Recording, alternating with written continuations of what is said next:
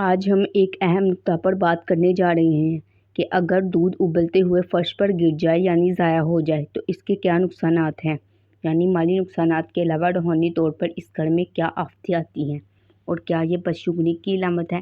جیسا کہ عام طور پر دیکھا جا سکتا ہے کہ اس بارے میں مختلف طرح کے سوالات سوشل میڈیا پر آئے روز گردش کرتے رہتے ہیں اور اسی حوالے سے مختلف لوگ اس پر مختلف طرح کے نظریات بھی پیش کرتے نظر آتے ہیں۔ لیکن اس کے پیچھے حقیقت کیا ہے، اس کے بارے میں ہم آپ کو بتانے جا رہے ہیں۔ اور دودھ جسے اللہ کا نور کہا جاتا ہے، اس بارے میں آپ کے ساتھ ایک ایسا واقعہ شیئر کرتے ہیں جو امام علی رضی اللہ عنہ کے ساتھ منسوب کیا گیا ہے۔ کہا جاتا ہے دربار خلافت میں حضرت علی رضی اللہ عنہ کے پاس ایک خاتون آئی اور ہاتھ جوڑ کر عرض کرنے لگی کہ یا علی، ہمارے گھر میں جھگڑے بہت رہتے ہیں۔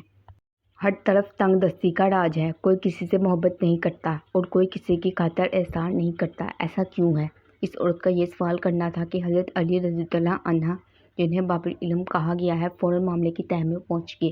یہ حضرت علی ہی کی شان تھی کہ چند لمحوں میں انہوں نے وجہ اور حقیقت کا سرا پا لیا۔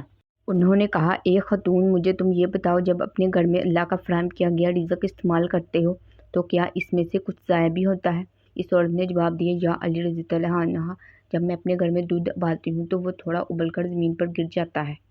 حضرت علی رضی اللہ عنہ نے جواب دیا، اے عورت، جب اللہ کا دیا گیا رزق پامال ہوتا ہے یعنی پیڑوں میں آتا ہے، اس کی توہین ہوتی ہے تو اس گھر سے رزق اٹھ جاتا ہے، بے برکتی آ جاتی ہے۔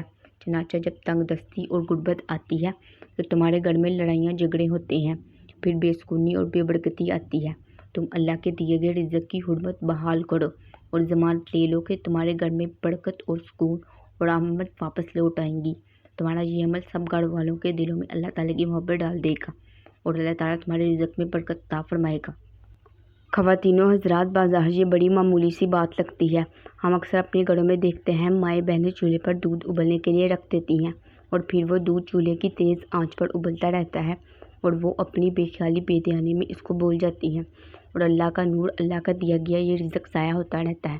یہاں اگر چند ذہنوں میں کچھ سوالات ابھرتے ہیں تو ان کے لیے ہم ابن ماجہ کی ایک حدیث شیئر کرتے ہیں کہ حضرت عائشہ صدیقہ رضی اللہ عنہا فرماتی ہیں کہ تاجدار مدینہ محمد مصطفیٰ صلی اللہ علیہ وسلم گھر میں تشریف لائے اور روٹی کا ایک ٹکڑا زمین پر پڑا ہوا دیکھا۔